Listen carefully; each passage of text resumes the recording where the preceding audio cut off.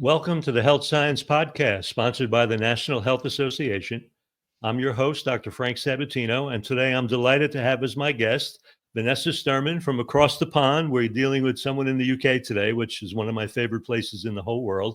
Vanessa is a transformational plant-based life coach who is an award-winning speaker.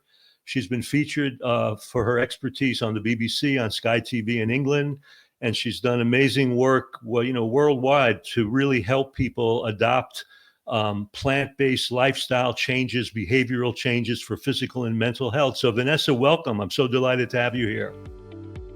Welcome to the Health Science Podcast, brought to you by the National Health Association, the oldest organization in the world championing the extraordinary benefits of a whole plant food diet and healthy lifestyle, as well as water-only fasting. We believe that health results from healthful living and focus on evidence-based science that promotes the health of you and your loved ones, as well as the health of all animals and the environment. We feature experts from a cross-section of disciplines within the plant nutrition, vegan, psychological, environmental, and animal compassion sectors. I'm your host, Dr. Frank Sabatino, the NHA's Director of Health Education. I'm delighted to be here. Thank you so much. And from across the pond as well. Yes. So, as we go through this, so the audience can get to know you a little bit, you have a huge impact in the work that you do on inspiring people, corporations, businesses to make really, realistic, practical lifestyle changes. And we're going to talk about that. But your journey is not without its own strain and pain. And so I would love to go back and talk about the way you have addressed this, even on your own website, that as a young person, you really went through, a major binge eating disorder and some other issues in your own life that kind of foster or allowed you to segue to become the person that you are. So can you take us back and let's talk about that journey and how you then got interested in plant exclusive living? Yeah, absolutely. So when I was 15, I've always loved food. That's one of the first thing to say. A very food-centered family, loving, celebratory with food, which I think is so important and we need to keep, and we never ever need to lose that. And as I got sort of later into teenage years, I was a little bit overweight. I became more body conscious, and I feel very strongly about this. The way, especially young women, but also men, are really forced into certain body types and to feel really self conscious about their bodies. But I started implementing some really healthy things actually. Okay, I'm going to eat more fruit. I'm going to eat more vegetables. I'm going to run a little bit. I'm going to do more physical activity.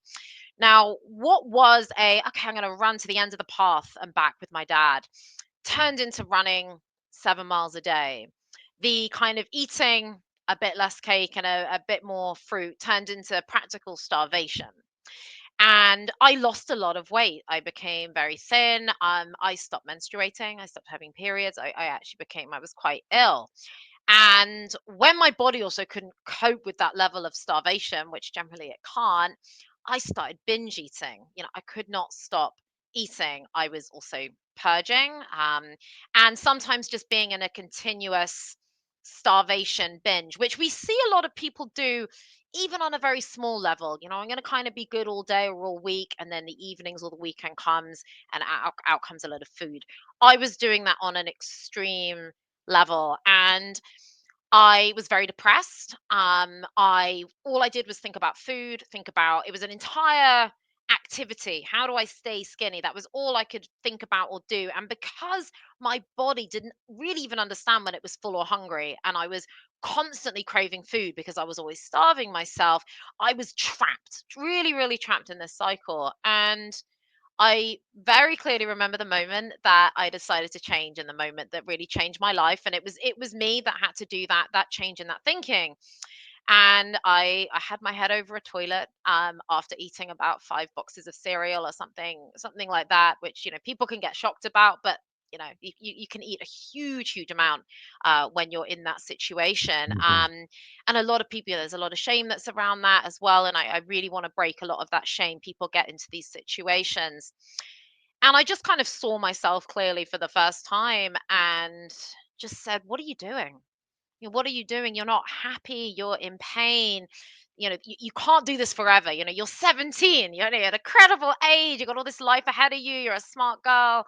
Um, you got to do something." And from that moment, I decided, right, I'm not going to throw up anymore. I'm not going to do that anymore. And I'm going to try to live a normal lifestyle. And the next day, I had to say, well, what does that look like?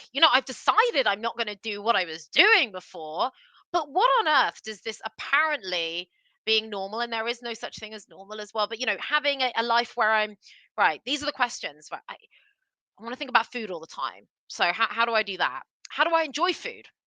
How do I, stay full and make sure I don't binge? How do I, by the way, stay a healthy weight and still eat the foods that I want to eat and want to enjoy? And that was when I started looking at evidence-based nutrition, because I was like, well, look, I literally cannot live the way I am, so I better find all this out.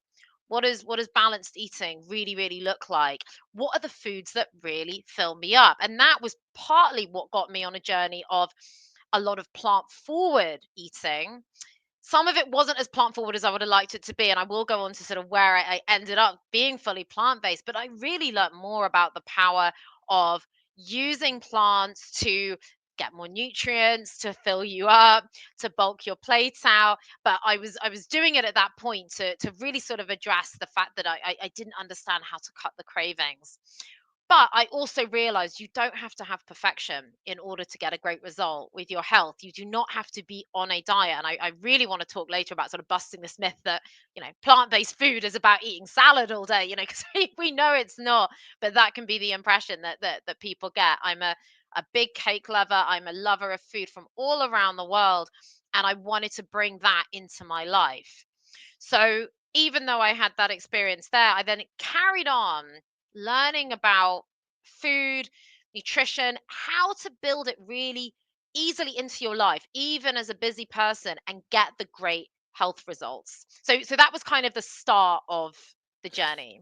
Vanessa, on the beginning of that journey, though, as you started coming to that realization of being plant forward, as you mentioned, you were still really dealing with content. When did you make the shift in context in your mind? Meaning that you were still when I deal with a lot of addiction and compulsive disorder, so there's always that whole issue of how we see ourselves, the imagery of how we actually perceive ourselves in the world, how we think the world perceives us. Mm. You get a lot of body dysmorphia. You had a lot of that going on. So even though you were changing content, how were you shifting that mindset of dysmorphia that was in a way driving some of that behavior? Where did you make that connection, and did you need any outside help to come to other conclusions about that? Yeah, and I think that is an interesting journey as well, because that certainly hasn't been linear. And the other thing is I'm still a woman living in this world where we still have all these images thrown at us. And so there's always, you talk to any woman, and they're still going to talk about things that they may not think are perfect about their body. But genuinely now I have a great relationship with my body, and I love the imperfection. Although we can all be a little bit self-critical, but in terms of that mind shift, I mean, that moment I decided I wanted to be better, for example, so much shifted at that moment, like Okay. such a huge amount. It was unbelievable. I really had this strong desire to live and enjoy my life, and realize that it wasn't worth it. I did struggle in some of the years after that, and I had to learn more about even how you listen to hunger and fullness cues. But that only works if you're eating in a really great balanced way. Because if you eat donuts, from the morning till evening, it's not filling. It's not a great way of doing that. So Right. I had to address the very practical sides first. But yes, I did get some outside help. I had a counselor that I spoke to, that my mum took me to, which was very helpful. The bits I really enjoyed hearing from her is, even though she wasn't a nutrition expert, she gave me some practical tips about how to manage the food. And I think for me, even though there's so much that's mental about all of this, Mhm. Without the practical side, I was suffering so much. Because even if I'd go, well, look, I need to get better, that's important. Without fixing any of that and being like, well, I'm starving now and just want to binge and don't know how to get full, that would take me further into mental unrest. So having the real practical sides, really helped heal me on this journey as well. And then, yes, it did take a while to get rid of this fear of putting on weight. It really, really did. But I think the more I armed myself with the knowledge and therefore could trust what I was doing. And I really see that in the way that the diet world works is that so many people can't trust what they're doing because what they're doing is often so cookie cutter or just drastic, you know, cutting calories. Well, I hope this will work. It's not, well, the weight's probably going to come, streaming back on again. But Right. when you actually understand what you're doing and one thing that really, really helped me, for example, was being a lot more mindful of my own hunger and fullness cues. So that when I wanted to stop eating, I'd go, yeah, actually, I really am done. And when I did want to eat food, I really understood. No, it's fine. I really do want. Yeah, I really do want this. And having that trust and that reconnection with myself helped so much. Now, and I really, really do caveat that with that works if you're eating balanced, good food. It can be so much harder Right. to hear those signals if you're not doing that. It's not. I don't just sit there and promote. Everyone should just constantly listen to these signals and not worry about the food side. It comes with having that healthy eating as well. Yeah, Vanessa, we're going to take just a very short break to hear from our sponsor, the National Health Association. And I'm here with Vanessa Sturman, who's a transformational life coach, plant-based from UK. And we'll be right back after we hear from a word from the National Health Association. You're listening to the NHA Health Science Podcast. Dr. Sabatino here, your guide to a healthier lifestyle. Are you ready to embark on a culinary adventure that's both delicious and nutritious? Look no further than the National Health Association's website. Go to healthscience.org/recipes. There, you'll discover a treasure trove of mouth-watering plant-exclusive recipes. Whether you're a seasoned chef or just starting your culinary journey, our collection caters to every skill level and palate.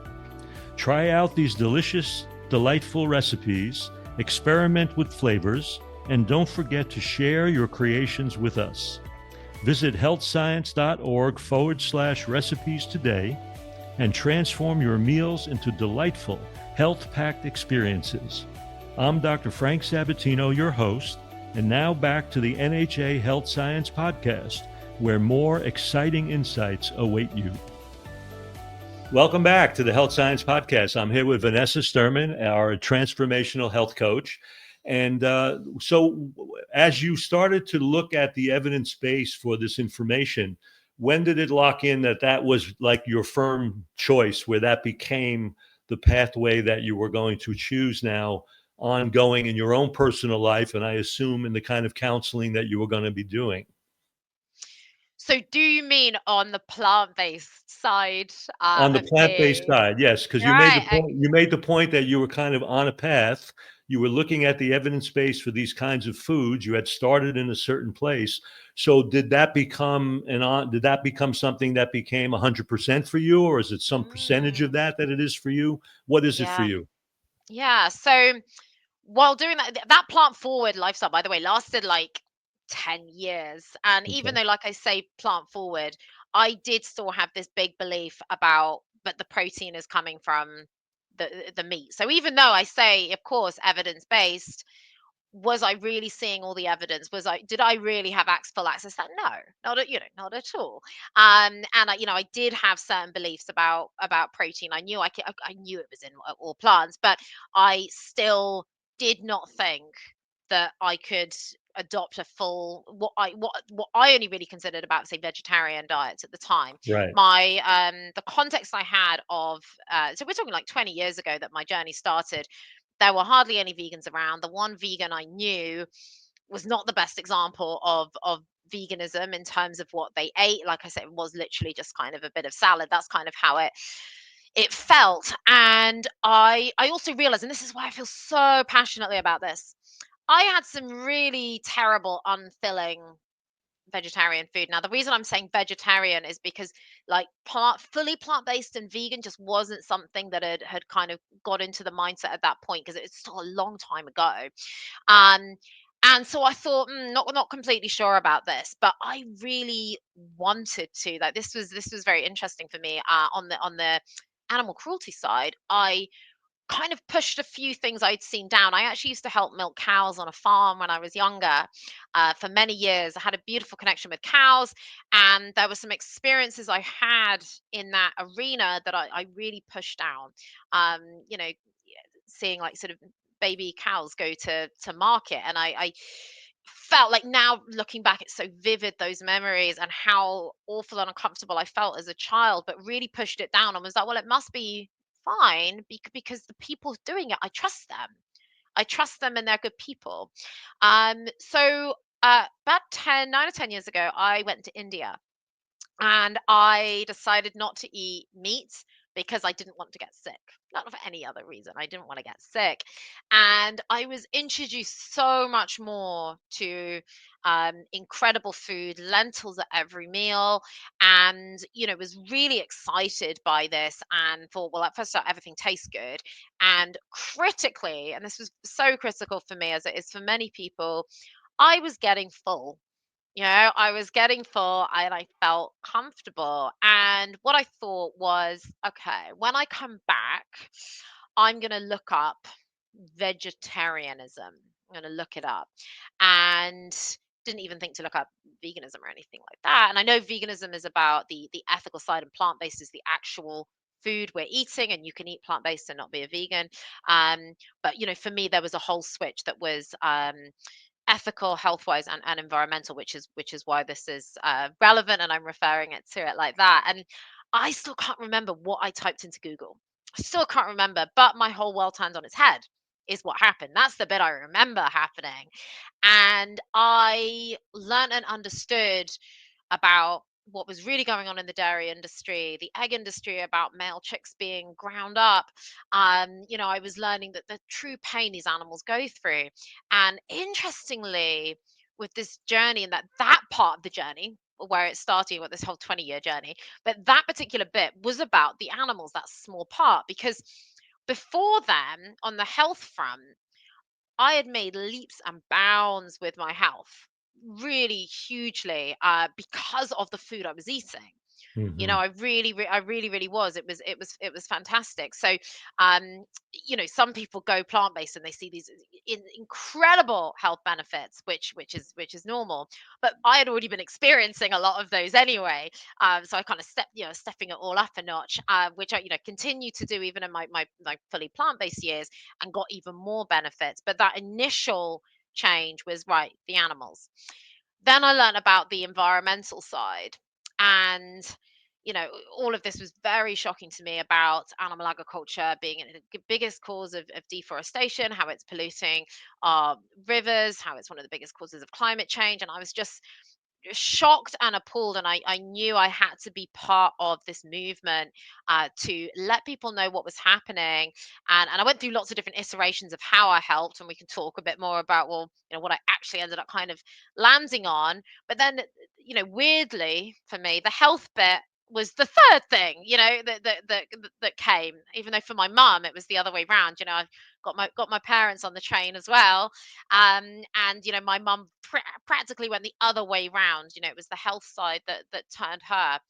But when I started learning even more about the health side, to just supercharge everything else that I knew and that I was doing, that's when it just became incredible. And then coupled with, because I'm all about the how to, this food is so incredibly tasty, and I need everyone to know how it can fit within their culture, their favorite foods, how it's actually going to, make them even more full and help them even more to stay that healthy weight than what they were doing before. And just the amount of tricks, people would say tricks, but the amount of actions and practicalities people are just missing, that are so much easier than they think. I had this desire, and I remain to have this desire to make things simple for people in terms of having good health, whether they want to be fully plant-based or not. I love working with people and just helping them progress to better health. And if they don't do something 100%, it's about, well, look, you've come this far, you've had these incredible results, and so, sometimes that's all we can get for people, the best for them.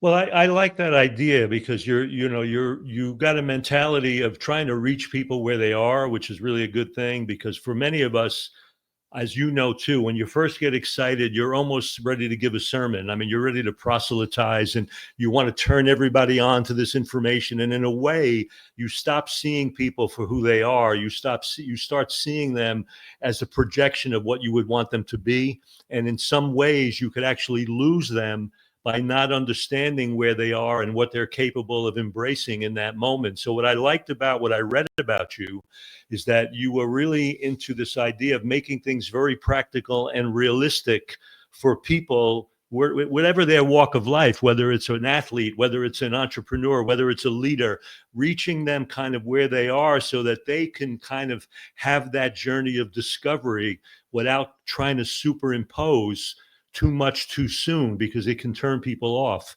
So within the context of that, I would like you to explain a phrase that you use to describe your work as a health coach, and that is as a sustainability consultant. I like that phrase. You use it on your website.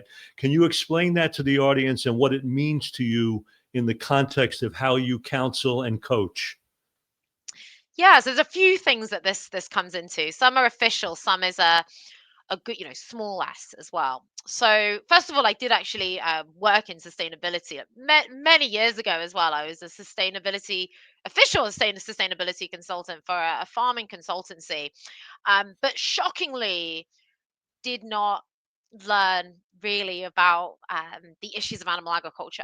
It was a firm that really promoted animal agriculture, or very much helped companies that were in animal agriculture. But there was still something that I learned that were extremely helpful about, the footprint of a food, the ecological footprint of a food. Most of it comes from its production, whereas a lot of people think, oh, it's all about the transport. If I buy local, it must be better for the planet. Absolutely not true at all. You can have something that's come locally that's got much worse impact than something that's even come from Australia. Right. The transport's a very small amount. So that sort of thing was very helpful. The way I weave sustainability into things for corporations, which I really love, is that a lot of nutrition experts or people coming in to talk about nutrition, they will talk only about, they'll talk about the balance. I'm not going to assume what anyone talks about, but they won't have this sustainability angle, because when we talk about these plant-based foods, we know they have such a lesser impact on the planet. We know that David Attenborough, who's a national treasure in the UK, he said if we move to mostly plant-based ways of eating, we don't even all have to go plant-based, we'd use about a quarter of the land that we currently do for farming. That this is just so obvious, and so many companies are really committed to sustainability, some of them incredibly, and they're doing wonderful work. Other companies, it's more of a tick box. Get everyone recycling.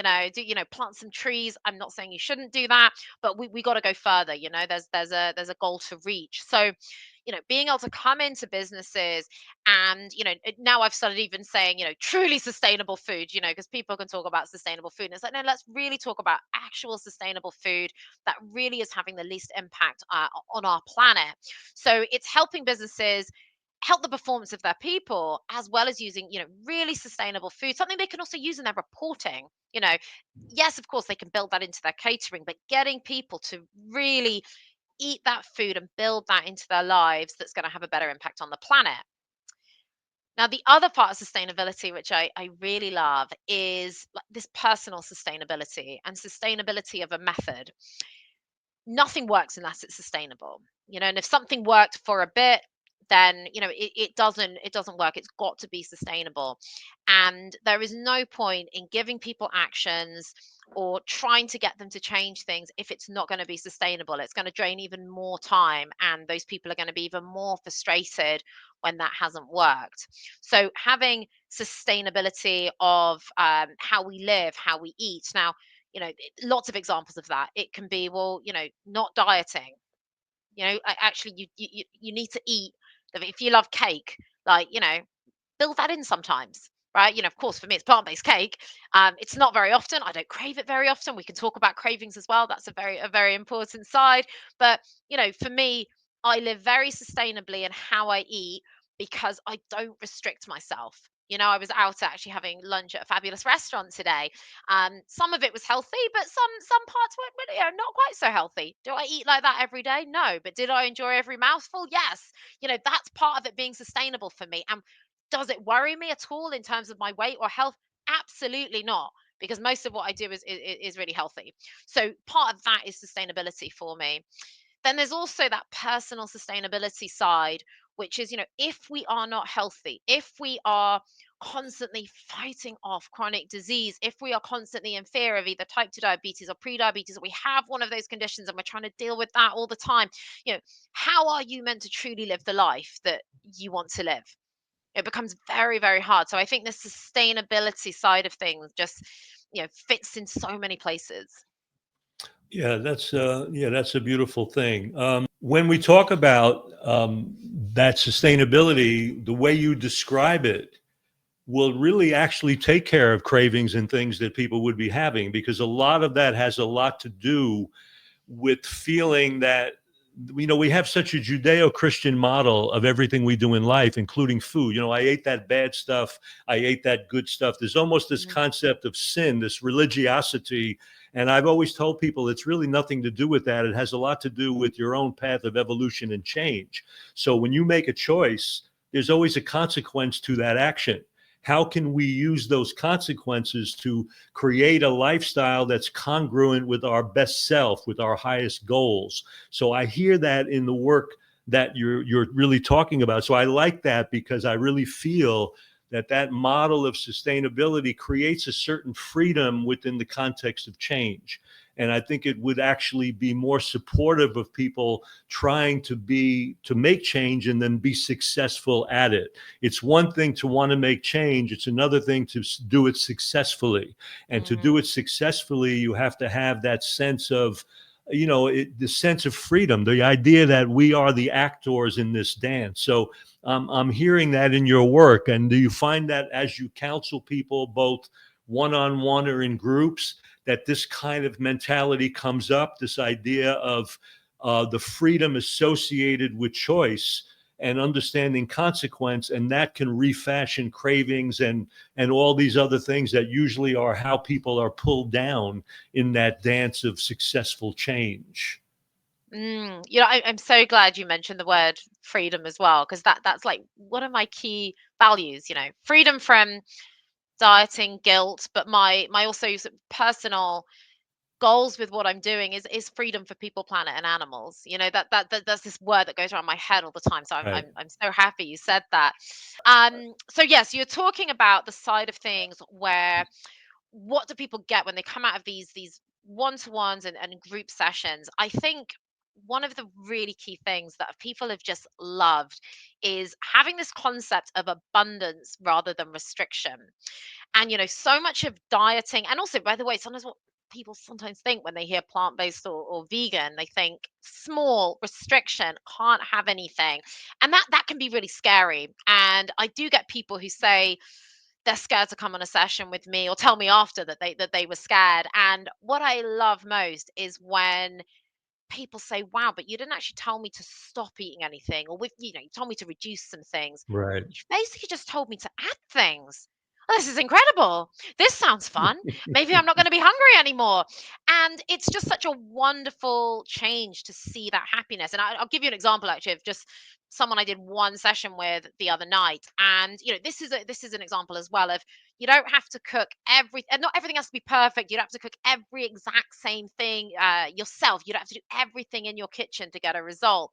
And this person was using those like recipe meal kits that you get delivered and you can do a few times a week. And those meals are rarely balanced, right? They're rarely balanced. Doesn't mean you shouldn't use them, but you can add to those to get a result. And I gave her some tips about what she could add to some of those meals, because she was really struggling with her weight, the craving. There was, it was really, she really wasn't in a good place. And after that session, we went through this personal, action plan of, giving her the tools, right? How do I balance out the plate better? What can I grab even when I'm out? What are the things I could have added to my breakfast to stay more full and help with some of the problems that she's having as well with her skin issues and everything? But she sent me a message about an hour after the session. She'd made this meal and she had added, it was very simple. She'd added some extra chickpeas into the dish that she had and added some extra vegetables, a couple of other things. And she said, "This is the first time my partner and I have been full after one of these meals that we've had from the recipe kit. Thank you so much. I feel so much more positive about the future." So small. And the thing about this is the sustainability thing. She's now got an action that she can do with lots of different meals. Right. This isn't like, oh, hey, here's a recipe. You don't understand why you're making this. You don't understand why you're eating the things that are in it. But here's the recipe. That isn't going to help someone long term. Of course, if it's healthy food, great. But it's got to be the tools. That's so important in terms of giving people freedom. It's making sure they can do things themselves, that they can listen to information and be a bit critical as well. That they can listen to some of these fad diet systems or influencers giving false information and go, red flag. I don't think that's quite right. That they have Right. their arms with that information. So that's what I love doing. That people can quickly take the actions they need and slot them into their week very quickly without having to change everything. Yeah, they don't feel like it's etched in stone. They have some flexibility and they can play because it's got to be playful too, in my opinion. There's got to be joy and playfulness to the process. Before we go on, let people know where they can follow you and find you, Vanessa. Where do you want them to go to learn more about you? Fantastic. So if you go to virtually any social media platform, so it is Vanessa, so it's Vanessa, Sturman, Sturman. So if you type that into Instagram, just Vanessa Sturman. If you type it into Facebook, if you type that into LinkedIn, you'll find me. And if you Google Vanessa Sturman, um, online, you will find me there. I've got slightly different tags on different platforms, but if you put my name in, I will come up even if it's under a slightly different tag. Yeah, one of the things I love about the UK, as I told you, I spend a lot of time there. I have a partner who I've been with for 13 years, who's an English woman. So we've been together 13 years, separated by 4,000 miles. So it's kind of an interesting relationship. But one of the things about England is that there is an explosion of veganism and a lot of interest everywhere you go. There's always options. You've been on some of the bigger platforms in England and you're sought after: BBC, Sky TV. What is the interest in those media platforms in you? What makes them seek you out? What is the information that's turning them on, and what's going on in that media situation in England? That's a very interesting thing to me. Yeah, absolutely. So that there's different stories that I've been brought in to cover, and I really like coming in to cover things that are also not about veganism and plant-based food.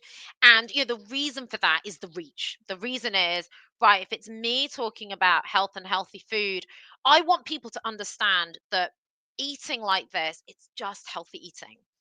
I think, and this is the thing, is when it gets overly labeled as plant-based health, and this is why I said I even changed my branding actually, because I help people, meat eaters and um, vegans, vegetarians, to get healthier. That when people divide things too much, they look at maybe someone who is a plant-based doctor or plant-based health coach or something, and they go, oh, well, their information is for my vegan friend over there, Right. and I Right. need to be listening to someone else. And it's like, no, no, no, you need to be listening to them. So that's some of the barriers I really, really want to break down. And going and speaking about, so I've spoken about veganuary, I've spoken about you know stories about, is vegan food more expensive, are plant-based meat products bad for us? And really important that I'm in those platforms, because sometimes when they get spoken about and there's not someone like myself around, the narrative is simply, well, there's terrible ultra processed food and all vegan food is ultra processed. So it might just be a lot of the food that's labeled vegan. A banana isn't labeled vegan. So there's all these misconceptions. So it's great when I'm on those platforms to talk about things like that and really, really bust some myths. Some of them have been about things like the cost of living. Some of and like I said, our vegan food's kind of more expensive. Some of the things I've gone on with have been not to do with plant-based and vegan food, and have been about um, obesity plans as well. So one of the countries was looking at how they can stop obesity, and put higher prices on certain food, or stop refills of sugary drinks, and they wanted me on to talk about that kind of thing as well. And these are such great opportunities to talk about fiber. I love it. I love being able to talk about the foods that really, really fill you up, and really remind people, in the UK, and it's very similar in the US, probably worse in the US, about 1 in 10 people are getting the amount of fiber they need each day. And the other reason that I get brought onto these platforms is because I relate it down to the everyday person. Because it doesn't matter how much science or theory we have, it doesn't matter how much you learn, if it does not work in your life, if you can't make it actually happen within your busy life in that way that is imperfect but still get results, the knowledge is useless. You get people who can study things, but if they're getting type 2 diabetes, and they're getting other issues, and they're not eating healthily, and they don't know how to manage their weight, that information is not being made practical. So what I do on those platforms as well is, the conclusions is, okay, what can you actually buy? What can you actually do? Okay, you're being told that apparently healthy eating is expensive. We can bust those myths as well. But where might you be being caught out? You might be subscribing to a supplement company that's $150 a month. Maybe that's catching you out and making you think, being healthy is expensive. What are some of the cheapest foods, that we can get? Okay, the fruit, especially in the UK, I know some of the prices can be different in the US, but the fruits, the vegetables, the frozen fruits and vegetables, people think, oh, it's frozen, it must be, that doesn't that mean it's super processed and it's not healthy? Busting some of those myths. Keep the berries in your freezer. If you haven't had a chance to defrost them, hell, just put them in the microwave with your oats, and get that down you. It's giving people those really, really simple things that they can actually do and apply to their life. And that's talk a little bit then in the context of that, of the services that you are offering through your website, because I noticed that you do one-on-one coaching, you do group coaching, you are available for lectures, you're available for a number of kinds of things. Is everything you do in health coaching all online, or do you do anything in person with anybody? So most of it is online, apart from some of the speaking that I do. So it's Right. been very exciting. I won an award for my speaking as well. And sometimes I'll travel. I was in Cambridge, where I went to university the other weekend, doing a talk on food sustainability, which was fantastic. So physically go to some workplaces and talk about how they can get great performance with food built into the hectic lifestyle. So I think that's another reason it's very important, right? How does this work for someone who just is really doubts they can do it, because they think, well, I'm always off traveling, I'm super busy. So I go and do talks to help everyone build this into their life. So anyone who's in a corporate, they're all people, they all need this help. So that I'm Mhm. agnostic as to the type of company that I'll go and do that work with. And it's about really the impact. And so what has um got me the great testimonials that I've got is, people walking away with actions and a different mindset, and having it made simple for them, how they can start on this journey, how they can just change their breakfast a bit, take the bread and butter and have the peanut butter and banana on it instead. Really Right. simple things, how else they can add things to their usual bowl of oats that maybe that's all they're having, and they're saying that's just not satisfying me, and they're now adding the chia seeds and the berries and the flaxseed, and things like that. So it's just getting them those changes that they can do every day. Now, on the one-to-one side of things, it's all tailored and bespoke. But of course, teaching people concepts and the evidence, but making sure we can apply it to their life. So, very importantly, first of all, I do not give people meal plans, even though some people say, yeah, but I want a meal plan. I say, right, you want me to give you 21 meals on a piece of paper that you're probably never going to make, and that you don't know why you're making them, because at the moment you've told me you barely have time to make 1 or 2 meals. So Right. you really going to make 21 this week? And they say, okay, I get you now. Fine, fine. going to do that. I said, okay. And they're going to be 21 meals that I like. They may not be 21 meals that you like. So let's figure out what you like. This is really important. Now, I work with people from all over the world, and I love doing this because I ran a recipe website, a plant-based recipe website for 5 years as well. And what I love doing, one of my favorite things, is taking dishes that are either not plant-based or not as healthy. Even if you can have a plant-based thing that's also not healthy, and turning that healthy, but keeping the flavor, the celebration, and keeping your culture. So we can celebrate food from all around the world. And what is the easiest thing is to make changes to what people are already doing. And that's why people after one session are getting amazing results. And it's not magic at all. So what I do is if you're having one session with me, I will look at your food. I'll get you to send over food. And I make very clear this is not about judging. It's back to what you said before. Oh, that's good, that's bad. It is not about doing that. And not a great way of doing things for our mental health, but it's also not a helpful way of looking at food, because something is always better than something else. You can have a meal that's imperfect, but the alternative was, really not very healthy at all. And it's like, okay, that's a win. That's still a win. Look, we've improved this meal, or maybe you've just added some extra veg. Like, if that's all that person can manage at that point, that is going to have benefits if they're consistent with it. And if that's all they can manage in consistency for a little bit, great. Then we move them to the next level. So I look at those photos of their food, and we get on a session and we go through it in more detail. And I ask a lot of questions actually about the food, because the devil's often in the detail. You might have someone coming to me who just wants to improve their performance. Maybe they're an athlete, they go to the gym a lot. You get people though come to me, cholesterol's through the roof. I've been told I'm pre-diabetic. I'm overweight. I deal with people from different walks of life. But by looking at that food and us talking through the food, I can first of all give them an idea of, look, this is probably why. You probably don't realize, but your diet's packed with saturated fat. And this is why that's a problem. And this is why it's also potentially adding to the prediabetes and the insulin resistance and the cholesterol.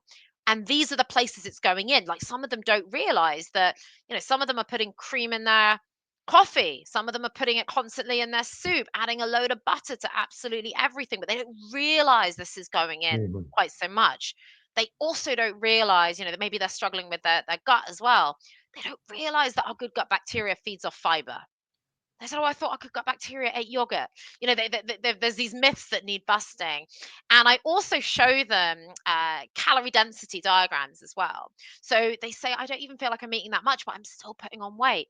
I show them, okay, let's look at calorie density. We don't have to count calories, but you're eating a lot of food that has a lot of calories in a small space. That's what we have in high calorie density foods. There is some very healthy high calorie density foods, by the way, like nuts and seeds, which I do get them to eat more of, but they don't realize they're packing in a ton of oil, a ton of butter, a ton of cheese, and they're very quickly putting on that weight. And I show them, well, look, if we're bulking out our plate more with the fruits, the vegetables, the beans, the potato, you're going to get fuller of less calories. And once we've explained that and they get an idea of, okay, those are the big themes, we go through very, very specific actions.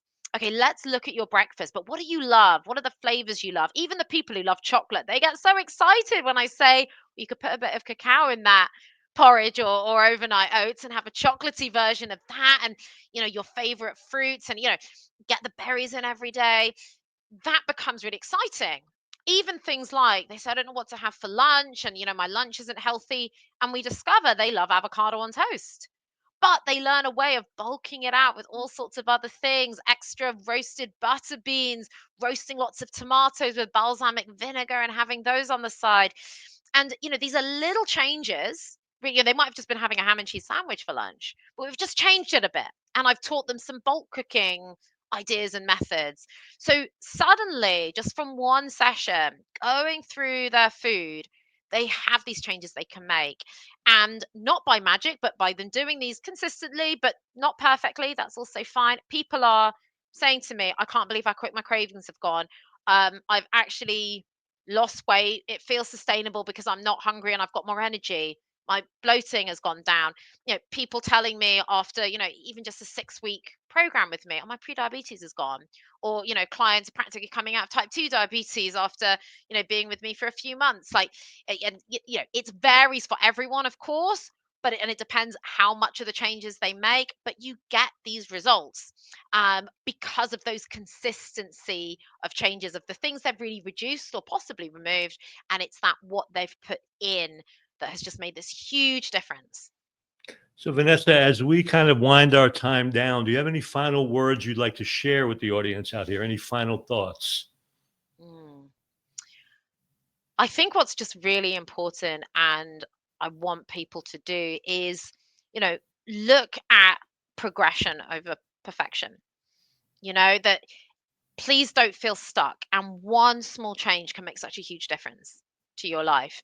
And if you've got this fear of, oh, health is there, it's for someone else. Like, I want you to know, I wasn't there. One of the reasons I have to tell my story is that people think, oh yeah, but it's easy for you. You know, Right. I understand that there's always a journey, and there's always a path, and we do not have to overhaul our entire life. And actually, who we are and the state we're in is made up of the small little habits we do, and we can change something at any time. So even if you're struggling and you think, even if you think you're one of those people, I have good days and I have terrible days, try and get rid of some of those concepts and just, build in some extra fruit. Just add in some extra fruit.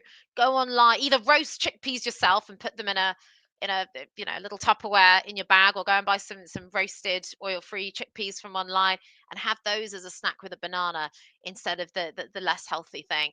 Small, small, small steps to improve yourself. There's never an end point. Right. I'm still learning. It's about making these small changes and always progressing and being kind to yourself. Just because you ate something not healthy, we don't have to put a meaning on it. If I overeat, I've overeaten. I've just overeaten. There's no meaning to it. I'm not a bad person. Guess what? The world is still exactly the same. And we just progress and go forward. And, that is also a real key to kind of self-acceptance and loving ourselves. And without that, I don't think I would be here like this. I can't thank my guest, Vanessa Sturman, enough for joining us today. Vanessa is just a brilliant transformational health coach. I urge you to follow her at Vanessa Sturman on all social media. I want to thank the people that have joined us today and have been with us today, because without you, we can't do what we do. And on behalf of the National Health Association, I'm your host, Dr. Frank Sabatino, and I look forward to being with you on the next episode of the Health Science Podcast. Vanessa, thank you so much. Really, thank you. You've been listening to the Health Science Podcast, brought to you by the National Health Association. Thank you for joining us today and for your commitment to evidence-based health science that backs a whole food, plant-exclusive lifestyle and contributes to the well-being of all people, animals, and our environment. I'm your host, Dr. Frank Sabatino. Be sure to leave a rating and a review, and we'll see you on the next show.